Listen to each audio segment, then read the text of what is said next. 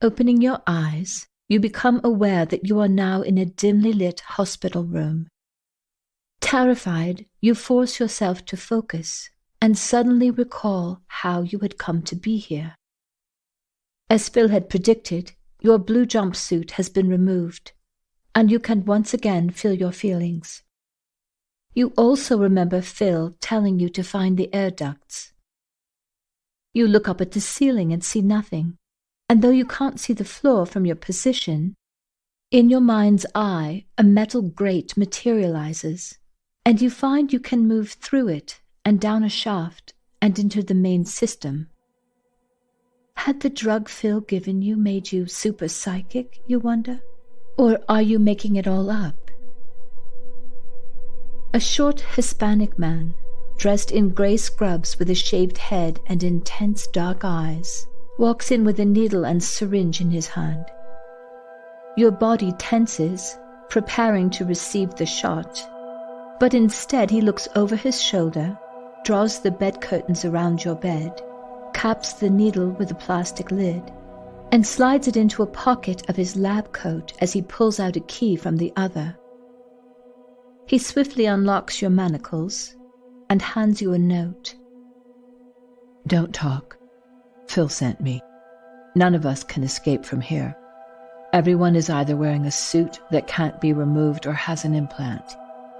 But we knowingly chose this life, not like you. And I know it will ease some part of my conscience for the horrors that have taken place here, if I am able to help you escape. Phil thinks you can make it. I believe in you too. There's a grid in the floor that leads to the air ducts.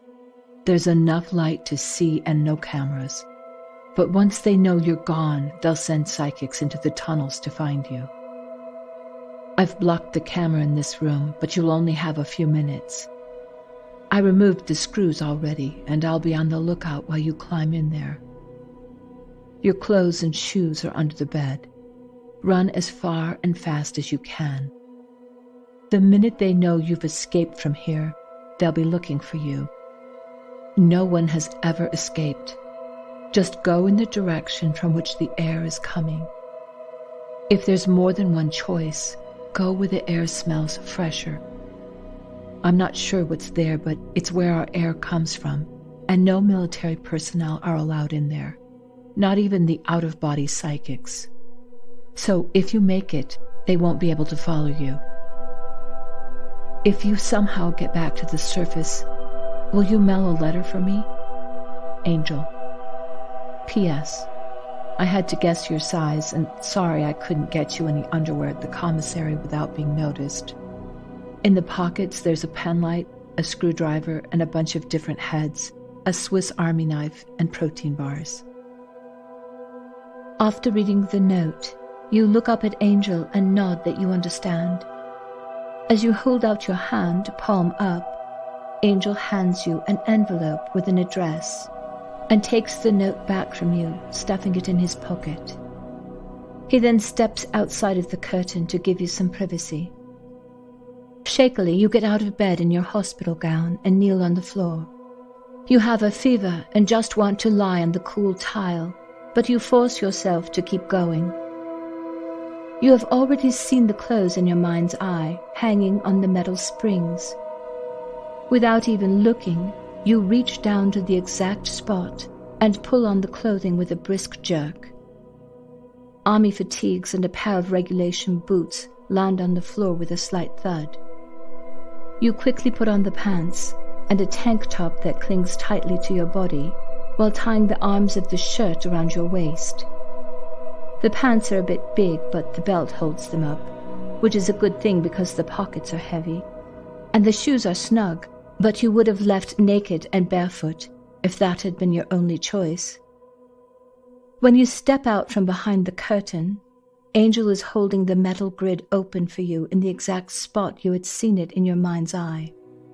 He hands you a small bottle of water contained in a pouch and helps you secure it to your belt. With a flashlight, he silently shows you foot and handholds where you can climb down. You surprise Angel with a quiet kiss on his cheek and then climb down into the shaft. As he replaces the grid and screws it back into place, you descend carefully downward. When you reach the bottom of the ladder, you find yourself in something that makes you think of an immense drainage pipe. The floor is flat, but the sides and top are round and about 15 feet high. It is strangely clean and fresh-smelling, and you head in the direction of what you hope is a breeze. But you can't tell for sure, except for the fact that in your mind's eye you are seeing nature. Tall trees, singing birds and blue sky. Not at all like the desert, but still, it seems to be the way you should go. You begin running slowly at first, expecting that you might not be completely over your drug-induced nausea. But just as Phil had said, it is as if you have gotten rid of a weight in your mind and body, and now you're beginning to feel alive and free. It feels incredible to run, though a bra would have been nice, but at least your tank top is tight, so that helps a little. You don't know how close you're getting, or how you'll know when you get there. You just know that the air will smell fresh.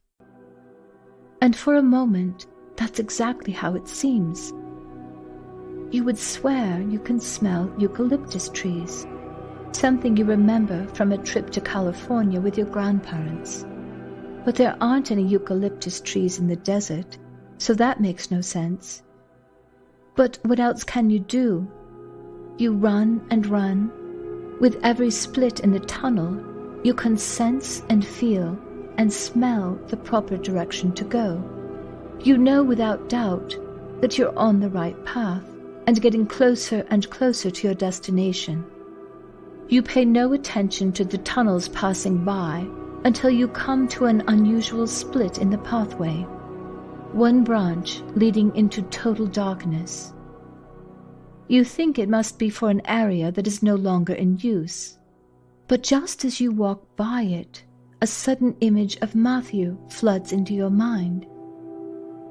Instantly you feel overwhelming pain and shock, and you know something horrible is happening or is about to happen. As you stare into the darkness, there appears a subtle golden glow of light about 30 feet away, and though several times you fight the urge to go back the way you came, you soon arrive at the source of the light, a round metal grid a bit larger than a manhole. You force yourself to slide your fingers through the square holes in the grid.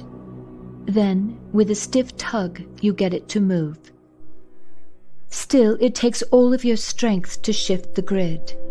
Back and forth, pushing, pulling, heaving, until a metal lip on one side is released, and you are able to drag the grid across the floor of the air duct, just enough so you can see more clearly what's below.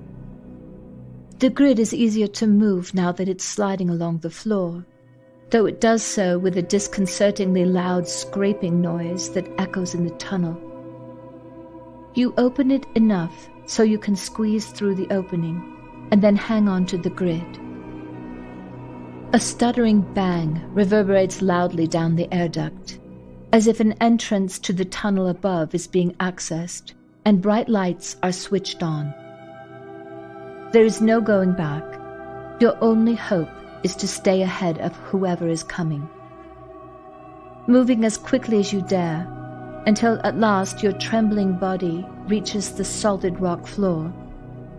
You find yourself in a low, hand-carved tunnel, dimly lit by a flickering light from a round room about 10 feet away. Slowly, tentatively, you bend down to walk beneath the low tunnel ceiling, clinging to the wall for security, until you find yourself in a taller chamber, also hand-carved out of red rock, where you can finally stand up. An amber-colored electric light is flickering brightly from a metal and glass casing that hangs on the wall, as if it will go out at any moment. Just below the light is a staircase, hand-carved out of stone. Standing completely still, you count 13 steps down to the next landing, You take a deep breath and tell yourself to just take one step at a time, which seems almost comical to you until you see a rat shoot past and, with a barely stifled squeal, nearly fall down the entire stairway. You are so focused on avoiding rats, you don't pay attention to where you're placing your hands on the wall until you come to something soft and sticky, and with a slow settling terror, you realize you've put your hand into a massive spider's web. Involuntarily, you let out a horrified scream, and scream even louder when you see the hideous, black, fist-sized spider that lives on the web, only an inch from you, where your hand had previously been only seconds before. In the same moment, you're sure you hear drumming coming from somewhere beyond the landing below. Shaking uncontrollably, you press onward, the sound of drums becoming clearer as you reach the bottom of the stairs. You find yourself in a long, narrow passageway with no lights. You reach into your pocket and pull out the penlight. You're standing on a dirt floor, and though you try to move quickly in the direction of the drumming, the ground is uneven, and the yawning tunnel that reaches endlessly before you seems to swallow the tiny beam of light, making it difficult to move without tripping or falling. You can see light coming in through a series of holes in the wall, which allows you to take in the view of an immense cavern from several different positions without being seen. The cavern is lit up by giant torches, each supported by black metal bases that have been molded into grotesque shapes. Rows of benches that could potentially seat hundreds of people fill the space below a ceiling that is so far out of sight, it is literally enveloped in darkness. As you continue carefully along the passageway, peering through the various holes in the wall, you observe crude tribal masks and relief carvings depicting horrible acts of violence. Erratically placed statues of smiling skeletons, snakes, gargoyles, and other hideous-looking creatures, all with vicious faces molded out of gold, silver, and copper, cause ghostly shadows to dance eerily across the cavern walls. Farther down the passageway, you finally are able to see drummers, their eyes closed, heads bobbing and swaying, all bare-chested, and their black skin shining with sweat. The voices of hundreds of men erupt from a location you can't see. Soon after it begins, you see a man walking in a slow, ceremonious manner down the center aisle between the benches, wearing a black robe, and covering his face is the head of a mountain goat, with a black candle burning between the ram's 3-foot horns. Following him are 4 girls. They seem to be in a hypnotic trance, wearing necklaces laden with gold, and dressed in long, sheer black dresses, silhouetting the forms of their naked bodies beneath as they pass by the torchlight. The first girl wears a snake with blazing emerald eyes. The next wears 2 salamanders with deep-set ruby eyes, and linked at the tail with their heads meeting to form a V around her neck. The third girl's necklace displays the figure of a man's full body, with the head of a goat and huge wings splaying out upon his back. Between the horns of the goat head is a golden torch, and the flame of the torch is represented by a diamond. The last girl wears a necklace with the sun, the moon, and the planets. Small diamonds, emeralds, and rubies represent stars and dangle from a golden collar held by gold threads. The girls walk slowly down the aisle, carrying black velvet pillows. Each pillow holds a different object. The first, an ebony-handled dagger. The second, a sword. The third, a wand. And the fourth, a 5-pointed star. Hundreds of men wearing animal costumes ooze into the cavern temple, down every aisle, clamoring and crying, climbing over benches, howling, grunting and snuffling as they shuffle unsteadily forward, swaying wildly. As the freakish congregation assembles, the girls all line up around a wide central platform.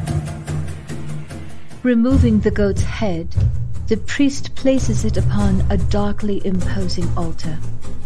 He then begins the Mass by holding an upside-down cross in his right hand and making the sign of the cross with his left. The congregation also use their left hand to make this sign, and they all repeat aloud, Ghost holy the, and Son the, and Father the, of name the in. They then repeat the Lord's Prayer backwards, with the exception of the opening line where they say, Our Father, which art on earth. The high priest raises his arms over his head as the congregation sits back in their seats. Some fall off the benches and struggle to get back up. But when they are all finally seated, the priest walks around the altar and down to 2 circles on the floor. Without a word, the 4 girls follow him and stand just outside the circles. Removing the 5-sided star from one of the pillows, the priest steps into the middle of the center circle and places it on the floor. One at a time, in succession, each girl leans forward, proffering a pillow. First, the priest takes the ebony-handled dagger and thrusts it into the leather strap he wears around his waist. Then he removes the sword with his right hand and the crystal wand wrapped in copper with his left. The girls all move in one accord backward to the altar as the priest holds the wand and sword over his head and begins chanting, Belial, Belial, to you I sacrifice the blood of innocence. I give you the blood of life for the blood of my enemy's life. Still in a trance, the girl wearing the snake necklace walks stiffly up to the stone altar. With a flamboyant swirl, the priest removes his robe, revealing a broad, well-defined chest and narrow waist with impeccably toned muscles, which instantly arouses a deafening cacophony of animal noises from the crowd. Like a performer drinking in his audience's mounting cries for more, the priest whisks the girl off the platform and into his arms, and then reverently lays her on the sacrificial table. He stops momentarily, taunting his followers with the twisted promise of what is to come, and everyone goes wild, their anticipation exploding in a fit of screaming, dancing, yelling, and jumping, as the drummers drum louder and louder, faster and faster, as he pulls out his ebony-handled dagger. The priest then throws both arms in the air, and the room drops into a dead silence as he chants, This blood sacrifice is the atonement between man and Prince Lucifer. The congregation begins to chant his words over and over again as the priest sways back and forth in a trance. Suddenly, the priest stands still, and in one fluid motion he poises the dagger over his head, ready to plunge it into the girl's breast. In that moment, you find an opening, hidden from the temple worshippers by a heavy drape, and you burst out from behind it screaming, "Stop!" You hear Matthew shout your name in a clear, strong voice. He is wearing a black hooded cape and throws off the hood when he yells for you and tries to run in your direction. but he is quickly caught by several pairs of hands as he struggles to reach you, as whinnies, grunts, and other animal noises erupt from the congregation. All eyes turn back and forth between you and Matthew. The drumming stops, and the priest whirls around to see what's causing the disturbance. Upon seeing you, his face lights up. "Ah, here's my true prize. I was hoping you would come. Won't you join me at the altar?" In that moment, you realize you have no plan. What did you think you could do? What were you thinking? But it's too late to go back over your actions and try again. In little more time than it took you to regret your decision, you are roughly seized by two towering men, their faces masked by paint and tribal ornamentations, and you are paraded through the maniacal hordes. A man dressed as a horse and using his hands as hooves rears up, whinnying and pawing in the air like a stallion. But like a man, he makes violent pelvic motions, showing you his dark intent. Yet no one touches you or even tries, and you are delivered to the priest and held tightly in front of the altar. The priest does not address you, nor does he even acknowledge your presence. Instead, he begins to chant in a deep, rasping voice, his eyes turned upward as if peering into his own skull. "I conjure and command thee, O Belial, to appear forthwith and show thyself to me, here, outside this circle, in fair and human shape, without horror or deformity, and without delay. Speak to me visibly, clearly, and without deceit. Possess my mind and my body. Answer all my demands and perform all I desire. Do not linger. The King of Kings commands thee." Immediately, the priest falls into a deep trance, his chin dropping to his chest.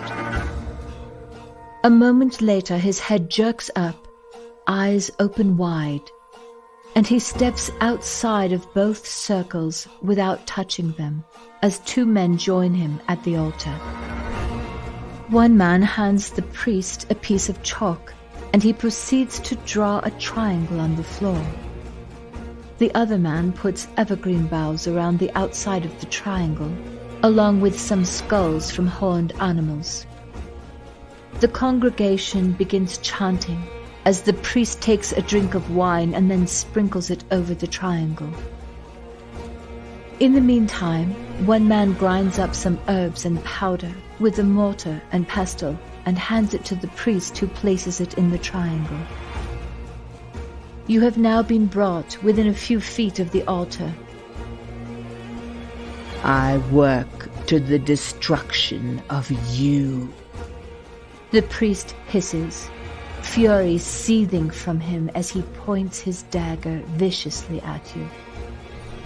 His voice is softer now, like a feeble old man, yet filled with venom, as he takes a chunk of clay and begins molding it, while saying your name over and over again.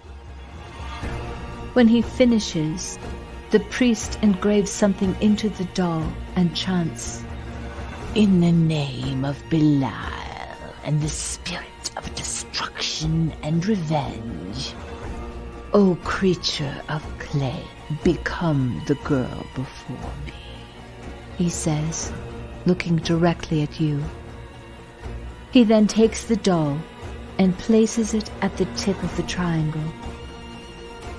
Finally, he stands at the tip of the triangle, crossing his arms over his chest, and chants, "It is not my hand that does this deed, but that of Belial." He then takes a long needle in his left hand, viciously stabs the doll with the needle, and yells, "So mote it be." Gasping for breath, searing pain exploding in your body, your world turns black.